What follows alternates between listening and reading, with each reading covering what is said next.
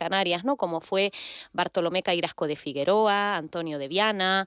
Luego también vamos a ampliar un poco horizontes y hablar de aquellos escritores canarios que, en vez de quedarse aquí y recibir cultura de fuera, generaron literatura yéndose fuera y recordando su tierra, como fue el caso de Silvestre de Balboa y Troya de Quesada, que se le considera el padre de las letras cubanas.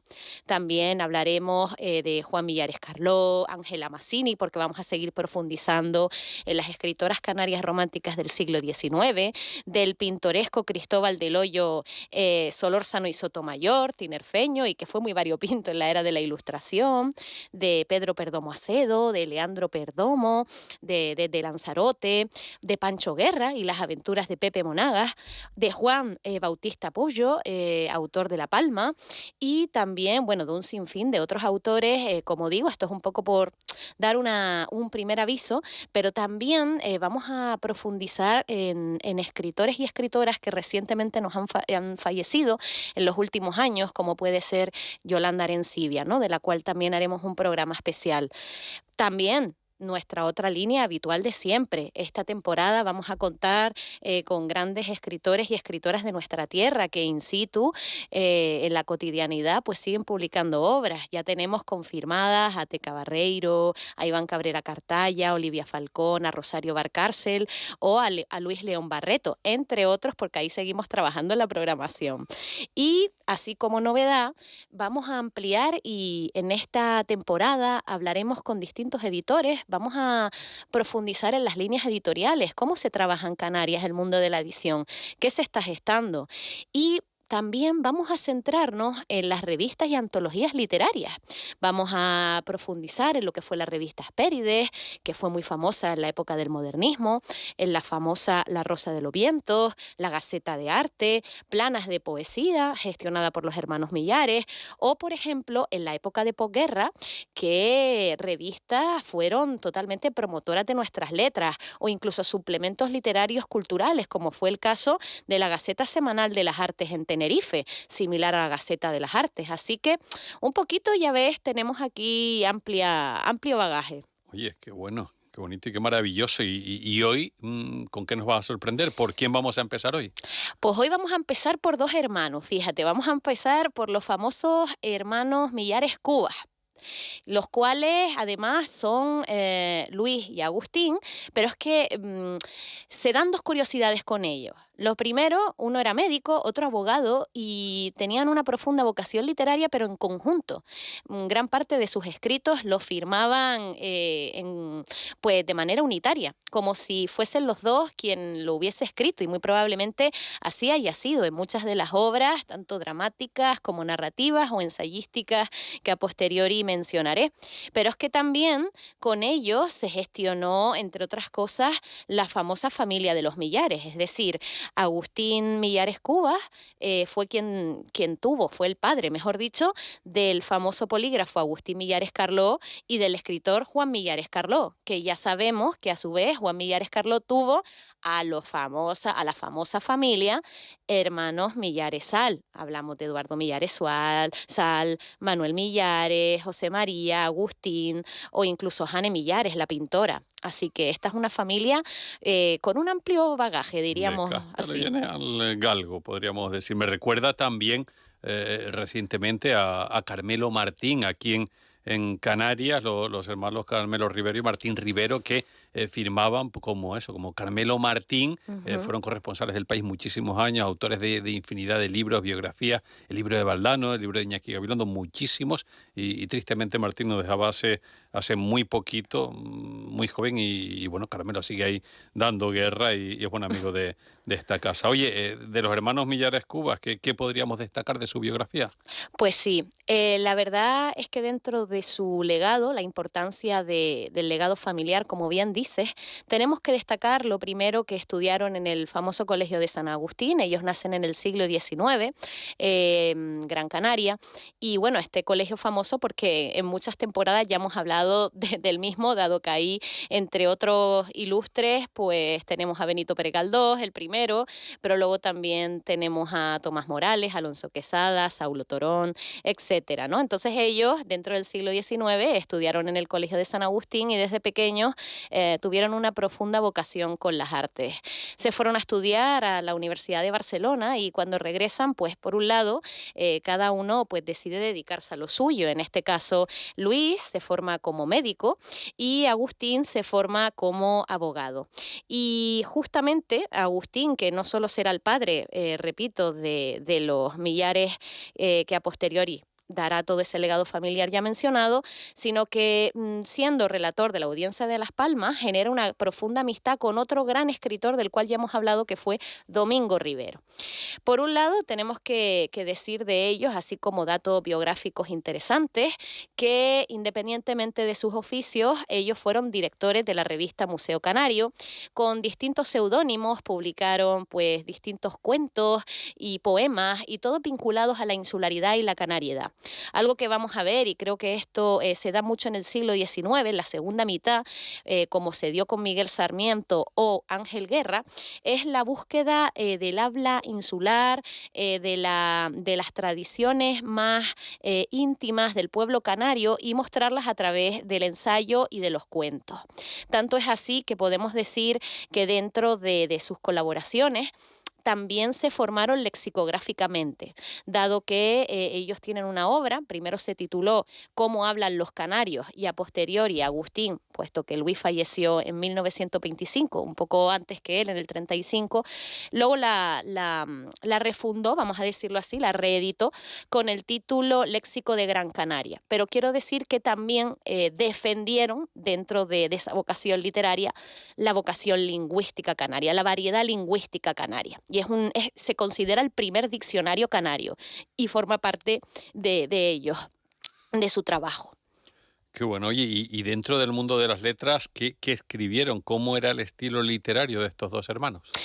Pues sí, lo primero tenemos que hablar de lo que sería el contexto en el cual se desarrolla el estilo, y aquí es verdad que ellos formaban parte de forma activa de la vida cultural, y tanto fue así que son famosos porque fundaron en 1908 el Teatrillo de los Hermanos Millares, que llegó a ser un centro neurálgico de cultura, de arte, de tertulia y por supuesto de dramaturgia, toda aquella que nos llegaba por el Puerto de la Luz, que pasaba por su teatro. Entonces es verdad que dentro de lo que sería la escenografía dramática de las islas, ellos tuvieron una gran importancia con la creación de ese espacio. Lo que ya sería más internamente, como ellos lo proyectan hacia afuera, la verdad es que por un lado tendríamos que distinguir la prosa, en la cual nos vamos a encontrar que defienden, como dije antes, los elementos propios de la idiosincrasia isleña, como la variedad lingüística canaria. Y aquí vamos a encontrar, sobre todo para los oyentes que quieran leerlos, pues giros dialectales, vocabulario, situaciones comunicativas, de cómo se hablaba en el siglo XIX y, muy importante, en las zonas rurales. Ellos rescataron mucho el habla de las zonas rurales de Gran Canaria, haciéndolo de forma extensiva a las zonas rurales del archipiélago. Querían dignificar además la vida campesina. Ahí, y esta es la otra parte, la parte ensayística, defienden el habla canaria, pero también la labor del mundo campesino, del mundo rural, del mundo natural de los canarios, dignificándola, dándole la posibilidad de que tengan un espacio y una representación. Luis, por ejemplo, publica De la Tierra Canaria, Escenas y Paisajes, Doña Juana. Agustín, por otro lado, publica Canariedades de Antaño o Diario de Don Antonio Bettencourt, que era un comerciante del siglo XVII. Y la verdad es que, por destacar una obra para los oyentes, sería De la Tierra Canaria, Escenas y Paisajes. ¿Por qué?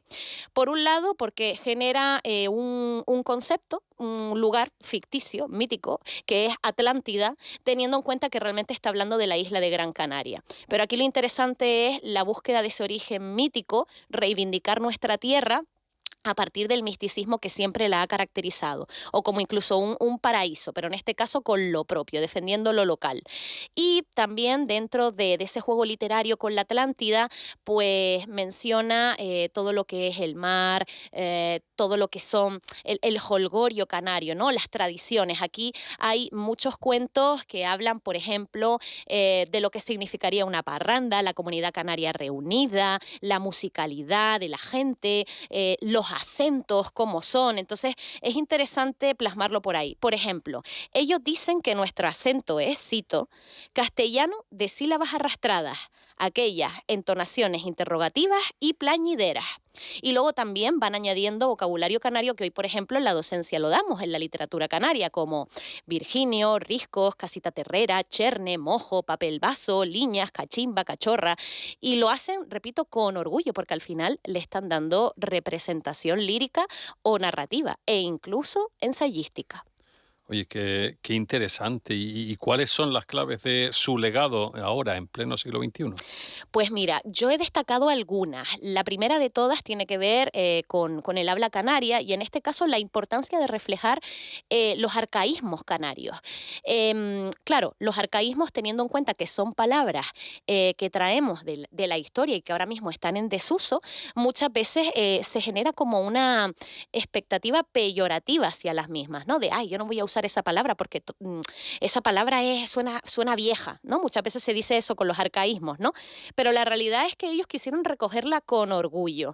Y tanto es así que, por ejemplo, empiezan a plasmar también, y esta sería la segunda clave, no solo los arcaísmos canarios de las zonas rurales con dignidad, diciendo que además las utilizan las clases altas, y eso significa que tienen que tener una dignificación, sino la multiculturalidad de nuestro vocabulario, de nuestro léxico canario. Por ejemplo, ellos empiezan a coger los vocablos de origen galaico-portugués, como magua, fogalera, jechar, tonturas, también los americanismos, sobre todo los cubanismos, por ejemplo, guagua, guiro, guineo, buchinche, ñanga, embullo, tenderete, o por ejemplo, las palabras que nos quedan del idioma guanche, ¿no? No solo pues desde Tamaraceite, Mogán, La Higuera, Tejeda, que sabemos que al final son nombres de localidades o municipios que todavía nos quedan, sino otras como gofio, gánigo, baifo, tabeje, guirre, o incluso palabras que nos vienen de la costa africana, como taifa o guayete. Entonces, al final, a través de sus cuentos o incluso de sus ensayos o su labor lexicográfica, vamos aprendiendo vocablos canarios con la importancia que genera.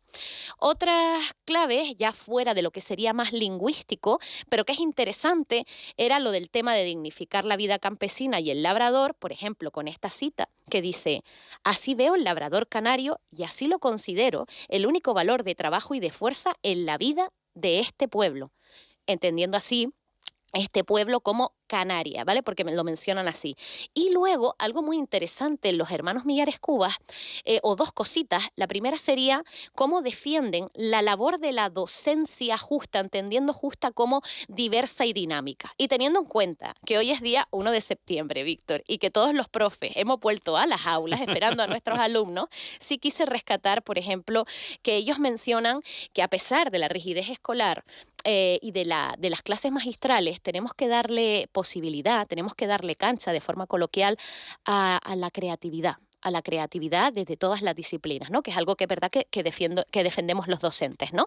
Y ellos, por ejemplo, tienen esta cita preciosa que dice, mientras fingía estudiar ante la carpeta, frente al libro, mi alma entera se alejaba batiendo sus alas. Nos forjamos héroes, guerreros, poetas, mártires o trovadores. Hace referencia aquí en esta cita al placer de la lectura, pero la lectura en el aula es súper interesante y así nos motivamos los profes que nos estén escuchando. Y por último, esa otra clave que dije particular que me llamó la atención y que es muy contemporánea teniendo en cuenta el momento social y contemporáneo en el que estamos, Víctor, es la crítica social hacia la guerra, ¿no? Frente al conflicto de Gaza que tanto nos está doliendo. Ellos obviamente de otro contexto, pero son contemporáneos por eso, porque la literatura viaja a través de los siglos, dicen lo siguiente con respecto a la denuncia de la deshumanización del ser humano. Dicen, cito, ¿quién podría pensar que la crueldad se invoque como cumplimiento del deber, que el odio al enemigo se considere como la más alta expresión de amor a la patria. ¡Bum! Ahí, bombazo, ¿no? Amor a la patria es quitarle vida, cultura al resto de seres humanos. Profunda reflexión. Y tanto que sí. Oye, no, nos has mostrado algunas de sus creaciones, pero no sé si podemos quedarnos con una lectura final para conocer algo más de los hermanos Millares Cubas. Sí, la verdad que dentro de todas esas temáticas polifacéticas de ellos, he querido rescatar un fragmento que es un mensaje de paz dentro de estos tiempos bélicos. Lo afirman los dos, este fragmento que voy a citar, y es un ensayo narrativo en el cual, como si fueran un abuelo, se meten en tercera persona, en un abuelo que le habla a su nieto, y hablan, repito, de la esperanza. ¿Qué esperanza? La del amor. Y dice así: yo os diría, como un cuento para despertar el interés de los pequeños e impedir que se durmiesen, que la vida del hombre no desaparecerá, que la hora trágica ha de pasar, que vendrá la paz y volverá la tierra a florecer, que el alma humana saldrá ennoblecida y fortificada de la lucha, que la fraternidad que había huido a las alturas bajará a la tierra, se hará carne y vivirá entre nosotros. Yo os diría, pero ya basta, ya lo veréis por vuestros ojos, por vuestros propios ojos. Yo, desde que mi nieto me entienda, antes, desde que me quiera, le daré la primera lección pedagógica y le diré: ama, hijo mío, ama, el amor gobernará el mundo. Se queda uno, la verdad, embelesado escuchando lo bien que cuenta, lo bien que narra y lo bien que lee Beatriz Morales, que nos enseña cada semana algo más acerca de los escritores y del mundo de la literatura aquí en el archipiélago. Bea, como siempre, un placer. Veo que empiezas con mucha fuerza esta temporada, ¿eh? Mucha, me ha dado para leer tanto, te voy a dar la tabarra. Ah, sí. Oye, recomiéndame un libro de lo que hayas leído este verano. Pues mira, Vida contemplativa de Byung-Chul Han, que es verdad que nada tiene que ver con literatura canaria, pero viene muy bien para entender por qué vivimos con tanta prisa y qué Pero deberíamos ¿su lenguaje hacer. original lo leíste? Sí, no, en castellano. Casi te digo que sí, pero no, en castellano. Bueno, me estaba ahí asustando. No. ¿De dónde es? Pues mira, es un libro filosófico que parte, si no me equivoco, es asiático. Me atrevería a decirte Lo que... que pasa es que ahí estaba yo entre China, Corea y Japón, ¿no? Sí, es que yo también me quedo en esa triada, ¿eh? Oye, pues la próxima semana nos sacas de dudas. Bea, muchas gracias, un placer, hasta la próxima. Un placer, hasta la próxima. Hasta que la rabia se deshaga.